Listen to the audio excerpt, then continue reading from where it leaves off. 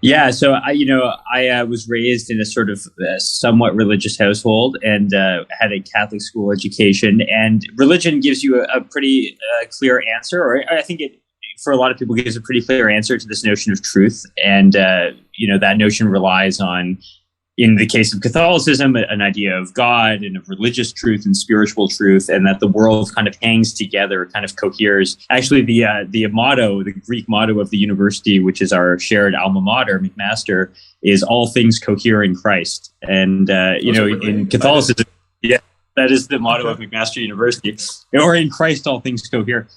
And so, Catholicism, Jesus is God, and I thought the worldview that I was sort of first exposed to. I didn't like church. I thought it was boring. So I thought I should go out and find a different way of explaining truth that didn't involve me getting up early on a Sunday. And what I came to was what I sort of now consider to be a kind of scientism. And maybe we'll unpack that word as we go a little bit more. But basically the idea that science is the kind of ultimate judge of truth in the world, insofar as we can, maybe mathematics, but something like scientific or mathematical truth is kind of the only kind of truth you can really get down to. And anything else that people might be talking about might be useful for them or interesting to them, but it's not, it doesn't have to do with facts and reality.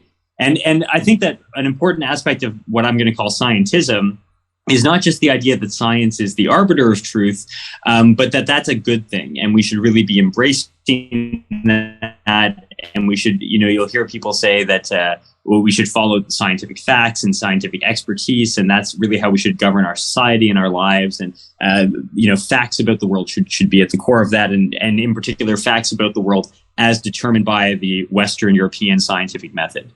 So this was something that I was, growing up in Canada, exposed to from all kinds of different places. And I certainly felt like it was a view that was given to me through a lot of popularizers of science. This is, even Bill Nye, the science guy, right? Like what's so great about science is that, it's that science gives you the truth and a picture of the world. And so that was sort of my genesis in science, and maybe a big part of why I wanted to study it was because I wanted to understand these ultimate truths, these sort of truths with a capital T that science was promising to expose me to.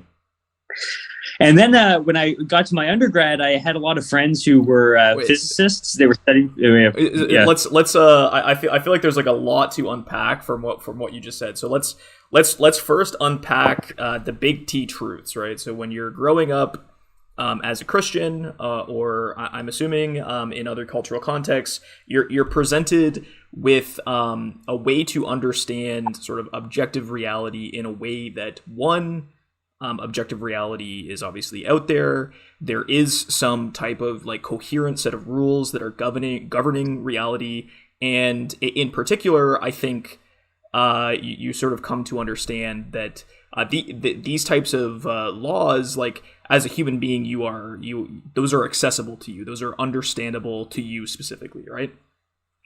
Yeah, and I think that made it very easy to replace, in my mind, the Catholic truth I'd been given with this kind of scientism kind of truth, because the structure is all the same. There are laws. It's not God determining them. It's scientists or nature or something like that. But the same philosophical structure is there. We're just sort of relabeling it a little bit. I guess. Yeah. I think that's a topic that I don't think is explored or talked about enough. Is that, like, at the end of the day, when you're doing science popularism, or even you're teaching science to like undergraduate students, graduate students, or you're writing articles, like the people that are reading it within like a cultural context that's really important. And the cultural context that I also grew up in was I was raised Catholic, and that is the cultural context that, like, I guess I had to start in, as well as you, to start like digesting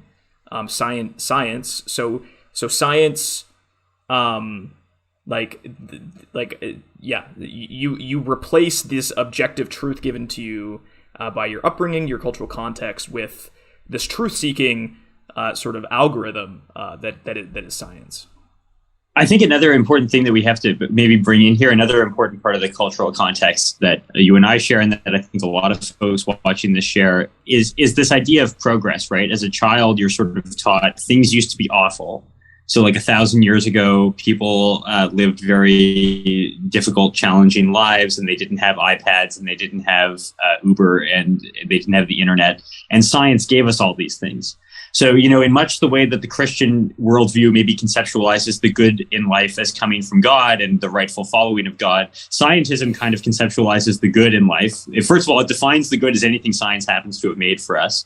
And then it says, that we should be grateful for that. We should be grateful that science has produced all this wonderful technology, because our lives, apparently, according to this worldview, our lives are apparently better for it. Yeah, I guess I found myself susceptible to that earlier on, but I think most people that you would meet would have a more nuanced opinion of science, even if they're very, if they prescribe to scientism or some type of scientific realism or something like this.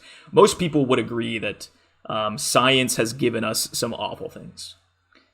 Yeah, I think so. I think that, I think the most dominant view that you encounter amongst people who study science is that science is kind of a priori neutral. Yes. Morally speaking, and then it's all in the application. If we can use nuclear technology to, stop climate change, that's wonderful. But if we use it to build bombs, then that's horrific. And sort of in that, in between those two things is the sort of whole world of possible, moral applications of science,